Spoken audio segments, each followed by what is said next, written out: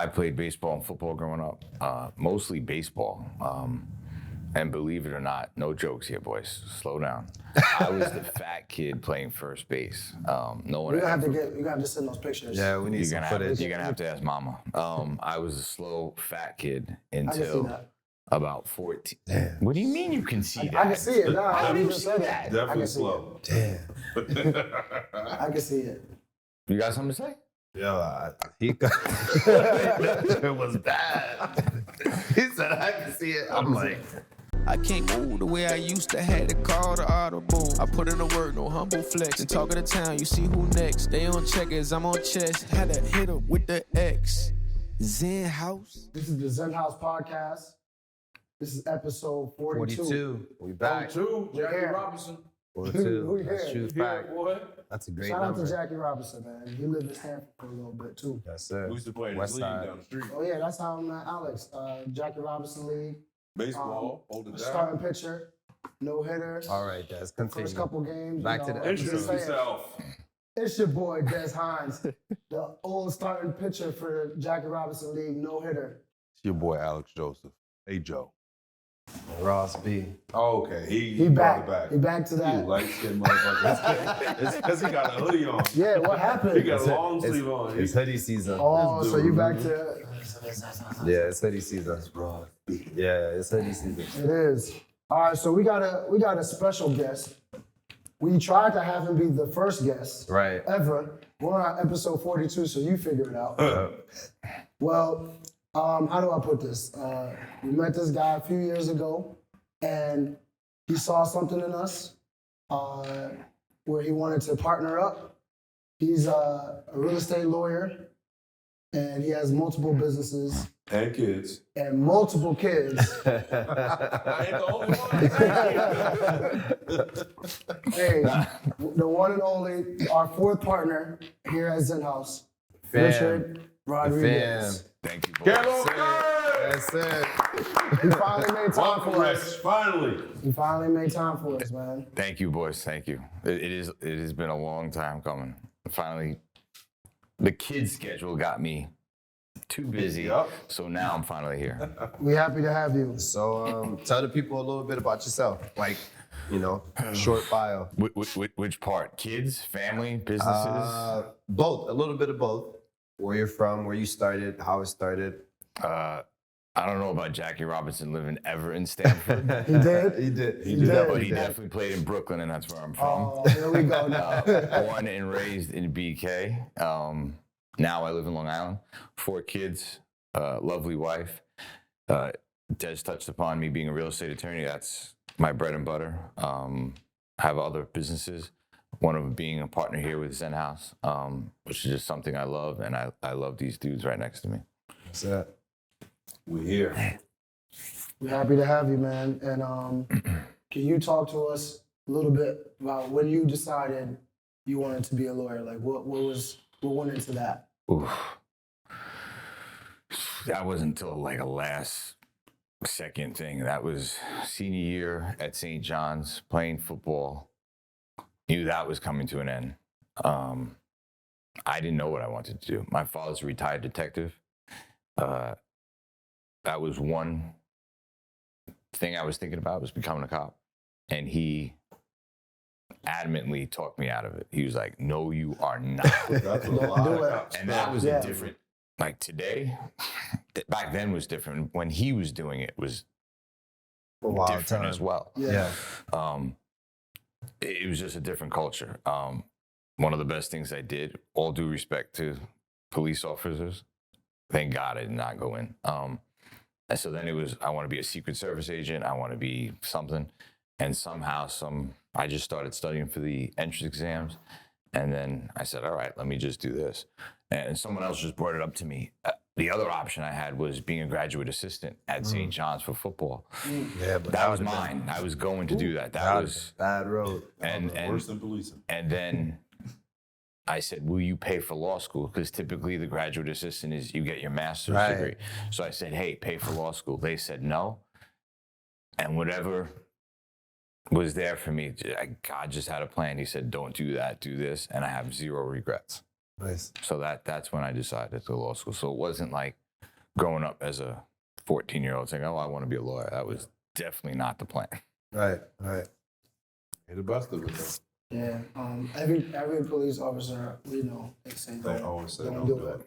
Be a fireman. Except Yeah. the ones that try to recruit us, right? Well, We ain't yeah, gonna say no that's a little names. different. Let's leave that out. So going back now, how'd you get started with sports, and what led you to St. John's? Football. I played baseball and football growing up, mostly baseball. And believe it or not, no jokes here, boys. Slow down.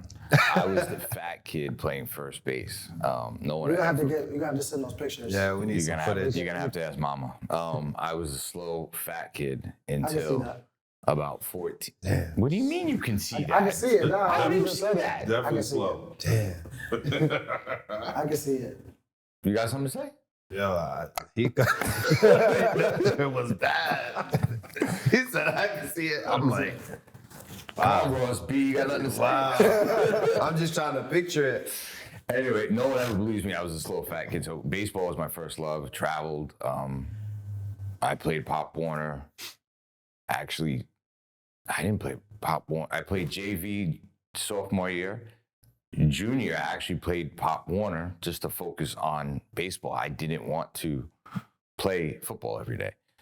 I wanted to focus on baseball, but I wanted that feel for football. And that's when that junior year is when the wheels came on.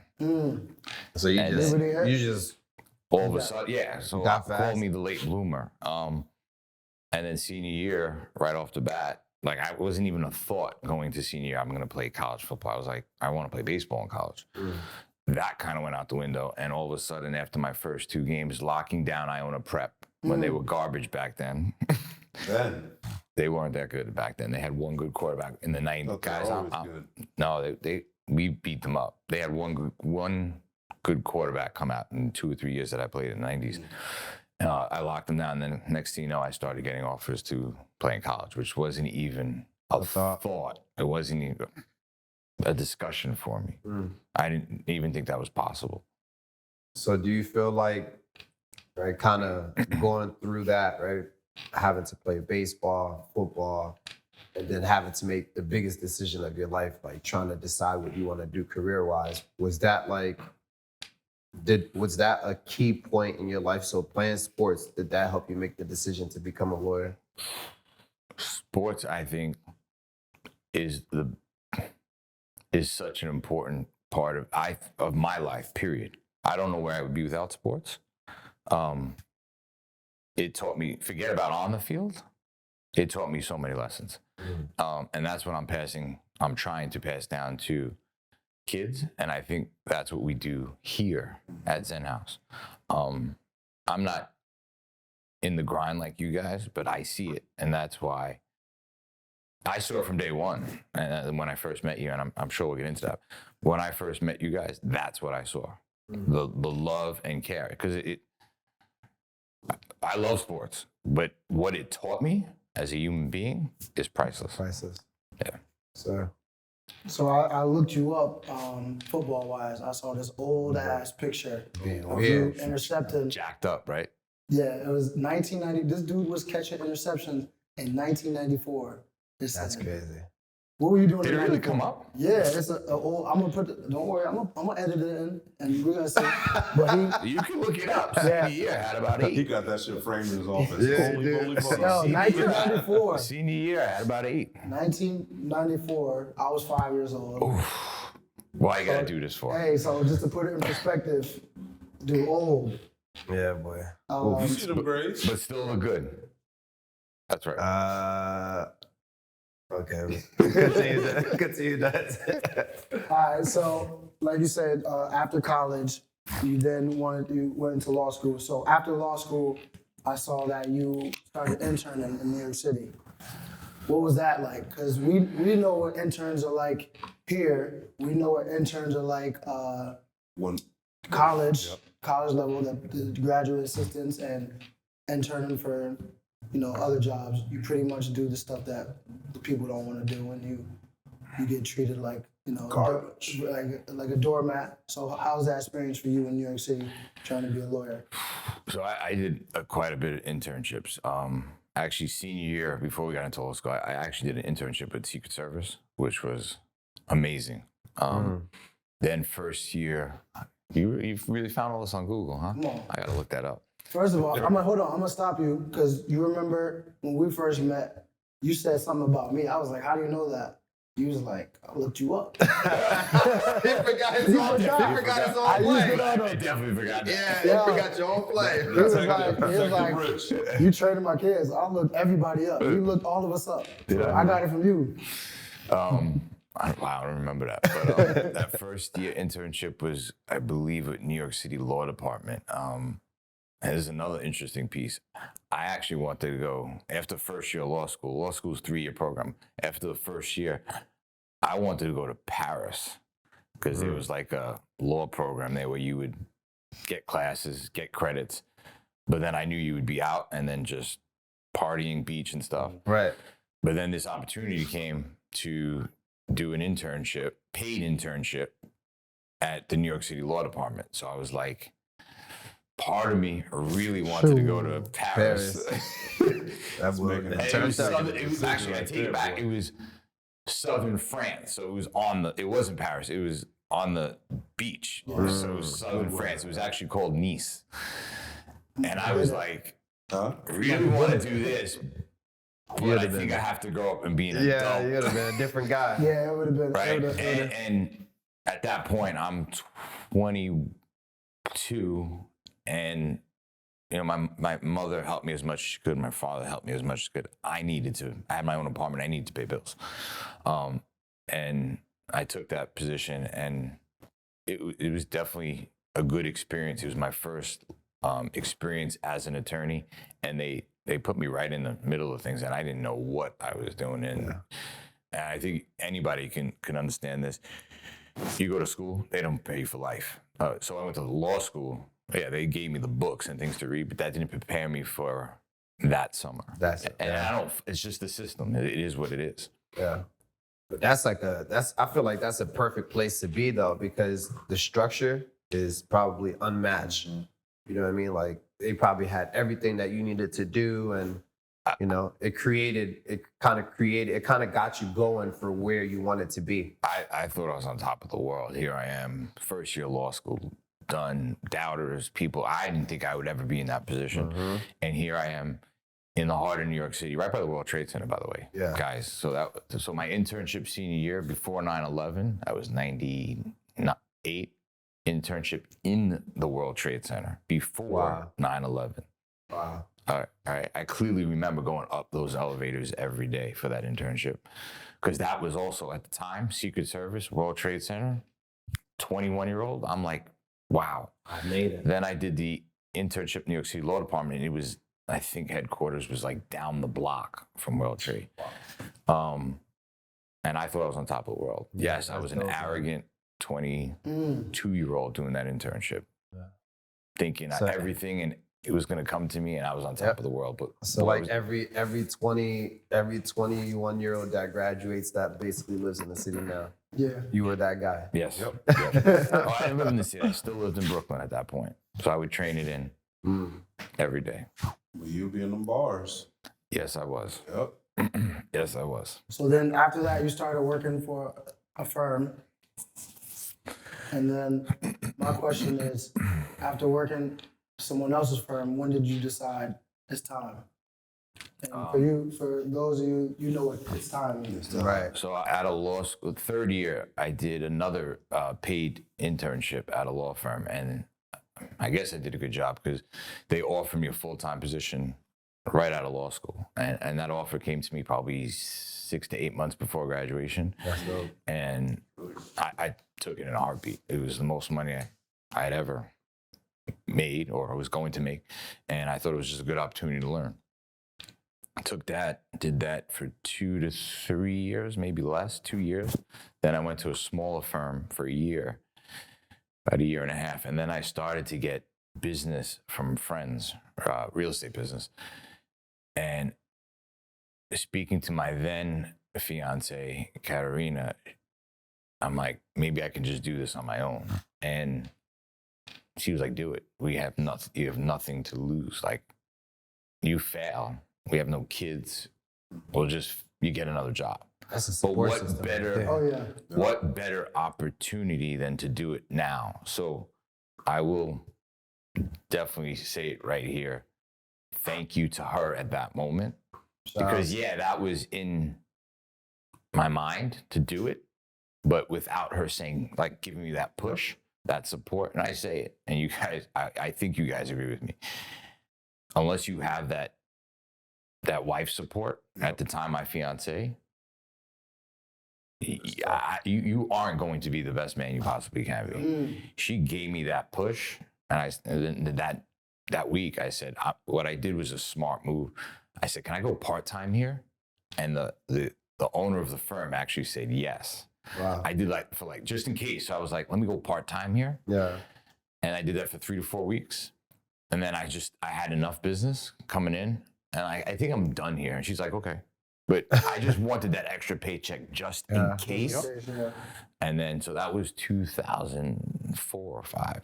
Wow. Damn. Shout out to Katerina, yo. Yeah, but I'll say it She again. real- Hold it down. I clearly remember the moment too, sitting on a couch with her in a attic 1-bedroom apartment. And I said, what do you think? And she said, do it now. Do it now. That's dope. She got the wheels turning with that. So now, let's fast forward. Well, another 30 years. 'Cause Wow. Yo, wait. Gosh. That boy, you got him. At this point, he's 70. Now, you meet us 30 years later, right? Give or take. No, I'm just kidding. More like what? 15, 20? 15 years, yeah. So I'm just the first time we meet Rich, we're training at another facility. And I remember him coming in to do so he brought his son. Yeah, darn. Brought his son to train. He's a hockey player.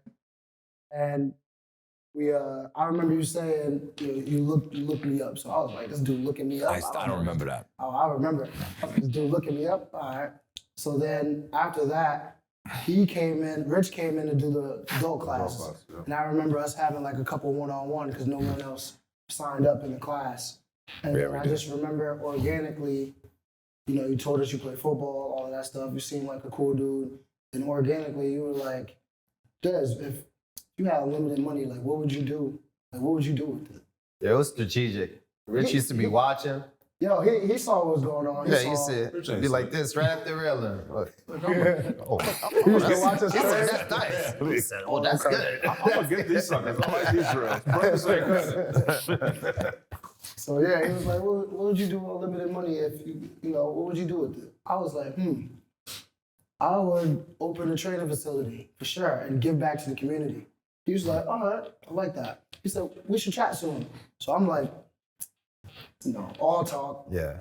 but it was just something small, organic. Like it was no expectation. Expectation. Force, yeah. Nothing. Because no before expectation. that, let's put it into context. Yeah. Like we had a couple conversations where it kind of Investors and stuff. fell Yeah. apart, and it just the vibe wasn't going well for All us this at was the already moment. in the works, but Yeah.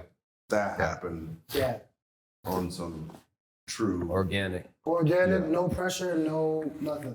So a few weeks go by after saying that, and he came in with the son, and Mind you, he came from Queens. Where were you? I was coming from, at the time I lived in the Rockaways. So I would travel an hour to an hour and a half to get to you come guys. to get to Come where we train were. with us all the way over And I just remember he was like, after when you're done, let's sit down and talk. So we meet outside after I'm done training, and he's just like, I have my 2 businesses already. I want to do something where I really love. I want to be a part of something I really love, and I think you would be a good fit for that. So I'm like, all right, sounds good. I'm like, Doesn't trust that. I mean, I just You my was in dad, between. You were my in dad between. always. He did mention we have spoken to other people Yeah. in the past, and it just fell apart. So he probably, in his defense, he probably thought it was just some more Yeah. BS. Another B. I Yeah. remember that clearly. I do remember him saying that clearly. Yeah. My dad always say promises come for fools, man. Promises, don't talk me to death. So I remember us talking, and I remember saying, listen, I think this would be dope, but I got 2 other boys that I do remember that this clearly joint will too. be, He's like, I need gotta them bring too. my boys in. Yeah, it's all of us. And I just remember from there, it was at night, and then we met at a bar downtown. Oh wow, I remember that. Remember that? And it was the most organic feeling and no pressure. It didn't feel forced. We all met, talked, and I remember us leaving that meeting like, yo, I like this guy. He seems, seems like that's the direction we want to go. I don't think it was like I like this guy. It was more so we like because the other guys you met, it was forced. They were like, you could tell they were like, oh, these guys are gonna make me a lot of money. Yeah. It wasn't like that. Like where Rich was just like collective, automatic collective. Like how can he add? How can we add? And just grow. It felt like it was us and not you guys Yep. do this. Automatic. It's us. Yeah. So You know, I'm always off of everybody. Oh yeah, when Ross give you that look, I'd be like this. he just give you the side look. It's the Ross B look. That's Yeah, how Ross that's be. how it is. That's how you know I'm it's off over. you. Now that's That that means- Rory look. Now. Rory does it now. I'm off of you, but Yeah. I left that meeting feeling good. You know what a key piece I think is maybe I saw a little bit. You heard my history, right? I didn't come from much.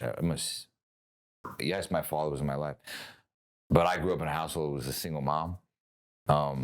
Sports was a big part of it, and I think maybe I saw a little piece of myself in each one of you, and everything you're saying is 100%.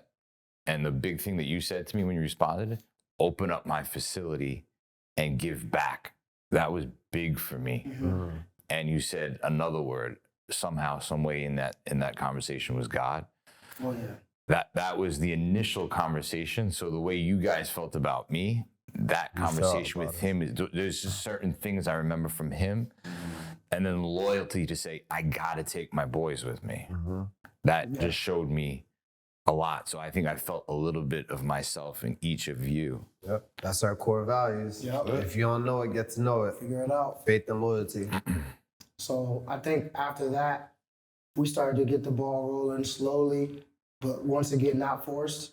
I think it was hard for us at first because we didn't have a name. So it's hard to start creating color scheme and all of that when you don't have we went a couple of different directions name-wise. We won't go back into that. boy. We don't need to talk about We that. done that. But we thought we had We thought we had one. one. We thought we had one. We thought we had it. But not to go through it so fast. Pretty much, I think Rich provided some resources that we would not have on our Not own even close. to, just getting the patent, getting the trademark, stuff like that. You just don't know when you don't know. Right. You had 2 businesses, so you knew how to get that going. So a question that I was gonna ask based on what you saw in us, what's something you see in us different from each other? Oof. So You on see the the guys spot. laughing already. It's like the Three Musketeers. Different. So what do I see different in each of you? Each of us, because we're similar in a lot of stuff, but I think we're also We're all different. Oh, that's a tough one. I will say the biggest jokester is the guy to Me. Nah, don't look at me. He said what he said, yo. I will, another word for it is the biggest clown. Lot of similarities, differences. He'll be the big. Alex is the biggest clown. He is the most. Ross B is the most serious and down to business. And I say this all in a good way. Like he's the class clown, the guy that'll make you laugh. Always smiling. He's giving you a smile right now. Lady coming, she's about to do the same thing. Get ready for it. And I'm gonna bring up a story on Ross. I don't know if you remember this. Before we actually signed all the paperwork, just to back up what I'm saying, the most serious and the most right with that eye, like, hey, is this real? What's going on? And I don't even know if you boys noticed. Ross B called me separately before he signed the papers and said, "Why is my name here? Why is it not here? Right. Am I legit an owner of this facility and gym that we're gonna open. And that was just a one-on-one. Yep. And I understood his concerns. Like, I'm about to. You had one already? You had a baby? So I had just bought a house. That I remember. And I was pregnant with Rory. So I was like, And I'm sure Rory was. What are you doing? yeah, Yoli was like on my back. You Yep, know what I mean? Because it's a huge risk, and financially, I had to be stable for my family. Yep. So like, For people that didn't know, we quit yeah, our last we place. quit. and So it was faith. cash. faith. It was either like, I take care of my family and I make sure my business is going well, or I lose my family. So I had a lot of questions. So he called me separately. So why am I bringing that up? I'm not saying he's serious in a bad way, but I think he's the more reserved, more. I don't even know if that's the right word. Ross tries to be the master splinter. Yeah, he's more serious about his flow. Let's leave it like that. Yeah. And as for Mr. Hines, God is everything to him. Maybe to them too, but I know his faith is big. So I don't know if that's what you were looking for, but as far as differences, there's a lot of similarities. That's why I think this is the locker room here. To me, this is the boys in the locker room. Yeah. But differences, that's what I'll go with. Yeah, that's what I was looking for. So yeah, we're in year 3 now. When you first sat down with us to now, what has been the biggest surprise so far? The biggest Or surprise. are you even surprised? Yeah. Just in general. No. So I think we should go. Are we going back to the COVID years or no? We're not going to touch upon that. That's a part of what we are. Yeah. Because I don't think people understand the process. You said, you touched upon it with the name. That was just the beginning. Yeah. So we started to get together and think of ideas, name, creating the company, filing it with the state and so forth. And then changes because we changed the name. Again, we won't go into that. But then March of 2020 comes, and now you guys are in a different position because it's like, hey, can we speed up the process? And then I'm looking at it from a different point of view. Is like, wait, we're going to open up a gym in the middle of COVID when no one's allowed to go out into the street and everybody's working from home. Yep. I'm like, now, remember I told you my wife supports me? Yeah. Now I'm speaking to her. And she's looking at me like, what? Because now, now I have 4 kids. So now the conversation is different. She's like, you're going to invest how much? We have a family and 4 kids. At no point did she say absolutely not, but she was like, Concerned. yeah. As you should be. And I understood the position that you guys were in, and somehow, some way, we found this facility, which was, I mean, we saw a bunch, but this was just the right one for us, for many, many reasons, which I don't think we have to elaborate. It's just, it, like you said before, organically, everything just came together. All the way from that first conversation I had with you, all the way through. And we met around here a bunch of times before we found this, which was like We didn't even know this. insane to me because we drove past this so many Hundreds times. of times. We might have parked right across the street. I was more nervous at that moment than any point because not only that, I had my other businesses. I'm like, okay, What am I there's going to do? uncertainty, Are we right? gonna close down? Yeah. As human beings, we want some type of certainty in life. You said, wait, am I going to be an owner? Am I going to be able to support my family? You wanted some certainty. Right. That point, there was none. So it was like playing CeeLo on the corner or rolling craps, right? Rolling dice. It was, all right, I told my wife, I woke up one morning, I was like, I'm doing this. This is what I want to do. She's like, more support from her. She said, Okay. go for it. If that's what you truly believe, then go do it. And then I think that Dad's like, let's get the facility. Let's go sign a lease. Yep. And then it just steamrolled from there. And I think touching up on signing a lease too, like that was such a huge part in actually moving forward right? Because I don't know if a lot of people know, but it took us, I don't know how many months did it take us to even sign the lease? Like, Oh my gosh. to meet with the person who had owned the building, and me and with her lawyers and our lawyer, and our realtor, shout out to Cody Nazardo. He was just like, yo, this is a tough person to deal with. You know what I mean? And her lawyer was like, guys, you're not gonna get like he shut us down. Negotiations went on for Very long. but also keep in mind, not only was it difficult on their end, but it was the middle of COVID. So there was like, I was looking for holes to protect us. To protect us, right? I think we signed a lease. You guys correct me if I'm wrong. I think it was July of 2020. So think about where everyone was in that moment, July of 2020. Panicked. Everyone's either home wearing hazmat suit or like, All of that. yeah. No one's going to a gym. I don't think there was a gym open Nope, in we the were United outside. States of maybe the world. We were outside. I had a full beard, nothing. Ross I had wasn't a going fro I and wasn't beard. going to the barbershop. Dudes was outside. Yeah, it was a crazy time, but I think it helped shape us. And you also, you get a sense of, what they say, when you lose something, we lost our ability to be able to be free and go into the gym when we wanted. You appreciate stuff a little more than how we had to wait all this time for the lease and how we had to wait to get the signature to start building. Yep. That also adds to that. So I think it was all supposed to happen. It was God's plan, That's brilliant. and I think it turned out for the best so far. And we're just getting started. That's it. Sure.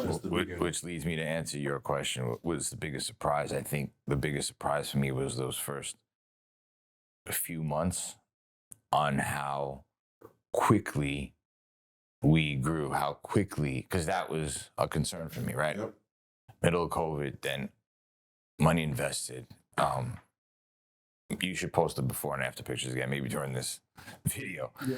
What this place looked like before, the amount of time and effort in design, what we're bringing in, what we need. So the biggest surprise for me was not that I didn't have faith in you, because if I didn't have faith in you guys to do this, but how quickly it just We told you. Kate got here. It was like Rolling.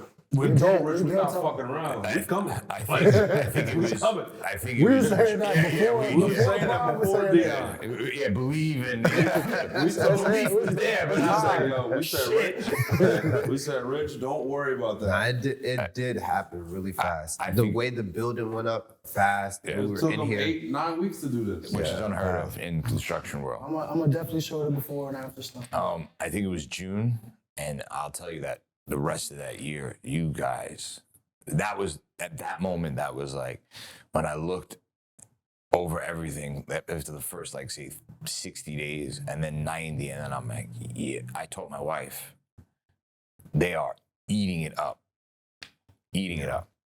They are on a roll, and I'm going in there, and kids are smiling and they're happy. Adults are having fun. I was like. And I said, and this is still just the beginning. We're in year 3. It's still just the beginning. That's it. It's very early. That's it. It surpassed everything that We mentally, all imagine. even like how it looks now. When you Nothing. see it on paper, you're like, okay, it's gonna look like this. When you see it, it's It's not even 100 close. times better than Way your better. thoughts. It might be. Is it that time? It's that It's time. that time. It's that time. We got questions. We need answers, Rich. All right, so you look, he's looking. Yeah, he looked like. He said, damn. Might have to give the raw speed look. So, all right. So first and foremost, you got 2 corner slots. Uh-oh. Dion is on one side. We already know that. He's starting on one side. The other side, who you starting? You got Champ Bailey, you got Darrell Revis, or you got Charles Woodson? Who's your other? Woodson all day. It's my time. Woodson all day. Yeah, Charles was nice. Run support.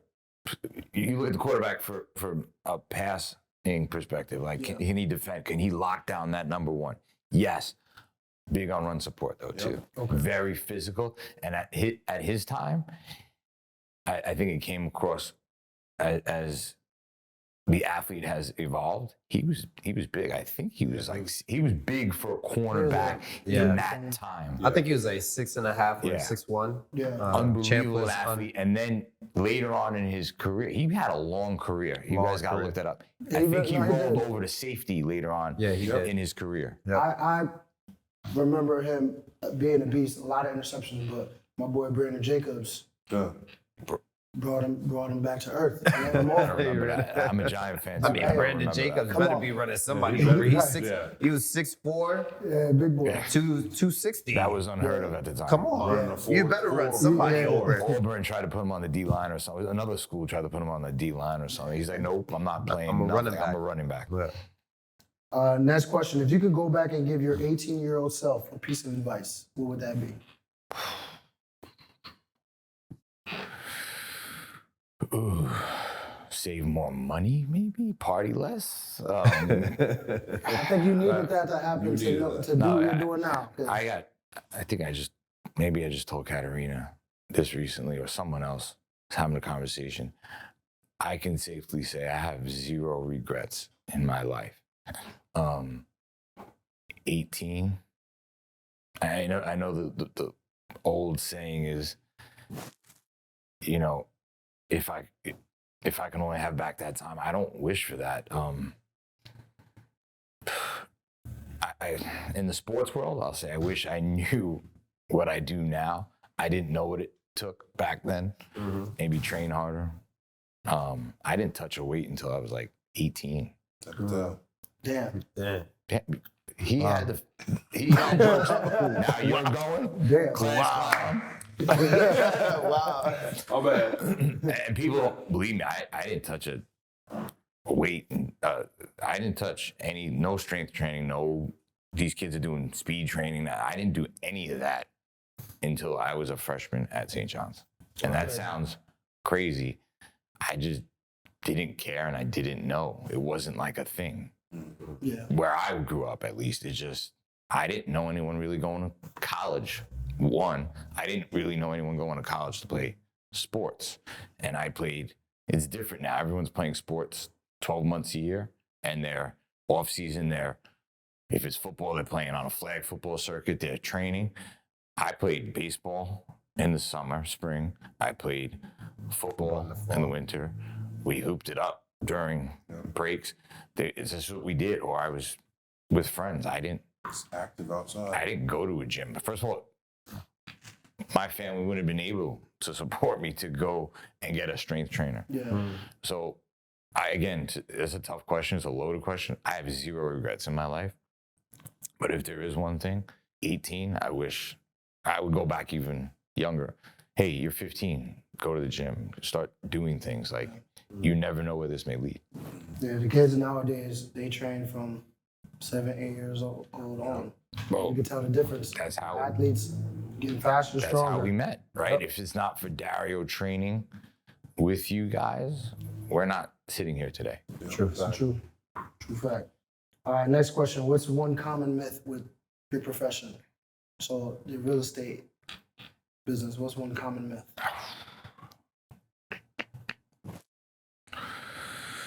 Common myth, forget about real estate. The common myth is that all attorneys are great and they all have money, that is not true. When I started, and I've had my ups and downs, I didn't know everything, number one. Number two, I didn't have money to go and do as I please. I put a lot of time and effort. So I think a common myth, just not in the real estate, and this might go for life in any circle. Hey, is every trainer good? Even if they have business, doesn't mean they're good. You can have a packed schedule, doesn't mean you're good, whatever you're doing. So I think a common myth is that every attorney has money, one, or every attorney is smart, or every attorney is good at what they do, because it's so far from the truth. And I'll be honest with you, I'm not the smartest. And I tell my wife, and I tell my staff this all the time, I'm not the smartest attorney in the room. I wasn't the smartest in law school, but I figured it out, and I found a way to be successful. Segueing off of what you said about your staff, what's the most important personality trait you look for with someone you're hiring?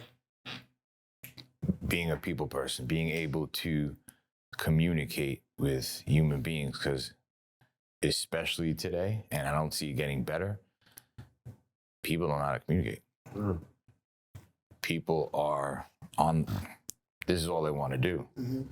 So I've interviewed countless people, probably very bright when it comes to being in school, but I've had interviews where I knew it was over within 20 seconds. Two stiffs. seconds. Yo, Yep. sit down. Doesn't want to look at me. Can't look at me in the eyes. Can't. And the resume was, oh my God, but you can't look at me in the eyes, can't communicate. And so that's what I look at. You have to be able to speak. Like, I'm hearing about, like, this is the world. Like, the people are dating, like, they don't even speak. They Right. like app, okay, let's go on text a each date. other. And then they don't even pick up the phone after the day or the next day. They're like, they communicate by text. Yeah. All day. It's just, I know we have to adjust and adapt, but not in my business. You're going to pick up the phone. I actually just had a team meeting on Friday. I said, hey, emails are great, but sometimes pick up the phone because the meaning may get lost in that email. And sometimes you just need to pick up the phone. Right. So being a people person, being able to communicate, being able to express yourself and have a conversation with someone, to me is everything. And that's what you guys do great. Yeah. Is I always tell these boys, like, we rather have somebody that is a people person rather than like have all these certs for training. yeah. Rather be a good person that know how to handle talk to people than be the top trainer that has all these certs. So I definitely agree. with That was the biggest thing for me when I saw you guys interacting. It wasn't oh, they got him doing this. Yeah, that was part of it, but a big part of it was for me, and I'll say this for the rest of my life, was your interaction. So Des might have been with Dario on that particular day, but I'm looking at Ross be like this. Mm-hmm. Like, is he interacting with? What is he doing with? Wow, look at him. He's got 3 kids with him. Look at his Alex is in the other corner, and he's joking around because he's a class clown. But he's interacting with those kids. So it was the interaction, and it's not. I don't want to think of it. Oh, they talk a lot. No, it's the pushing them, But also enjoying the session. relating to them, Yep. and just outright caring about those kids or an adult. I'm saying kids, but adults as well. everyone. And that's what I saw with you guys, with Dario, but then also with everyone else you were working with. And I think we do a good job. I can get a new person, they're solely training with me. They go up to Alex, handshake, Pete, handshake, Sky, how you doing? Talking to everybody. There's people that I've never trained from these guys. But Respect. we talk and we chat. The first step is definitely some respect, right? It's Self-respect. what we talked about earlier, is life lessons, right? But for me, sports was a big, it was everything for me. And again, not on the field, it was the life lessons it taught me, priceless. And that's what we do here. Yep. Another core value. Core values. Integrity. Don't get it messed up. Last question, Rich. When it's all said and done, how do you want to be remembered? That I gave back, that I was a family man, and a true, genuine family and friend for others. That's all I care about is my family, my friends, and knowing that I was there for them. Most important thing in life. That's it. You guys you were trying to make me cry today? Nah, we're not gonna have you cry. We don't do all that in public. I know Alex be crying. I mean, based off of that, you know what I mean? I would just, that's our core value. Everything that he said about things that he kind of grew up on and family and stuff like that, those are our core values, how we met each other, how this thing even came about, right? So like for those who don't know, our core values, faith, loyalty, integrity, passion, and of course, growth. You know what I'm saying? So That's what we pride ourselves on. That's what we we push every day here, But yeah, Rich, we appreciate you coming down and Finally. making time for us. For the record, they Episode did try to 42. get me to the first episode, but I coach my little guy, and I am always on the road with one of the 4 kids. So that's why you got your toes out today? Can we Yeah. zoom in on that? He's gonna close up on his toes. Enough is enough. So, but it was My long. turn. It was long Oh my overdue. gosh. No. It was long overdue. So thank you, boys.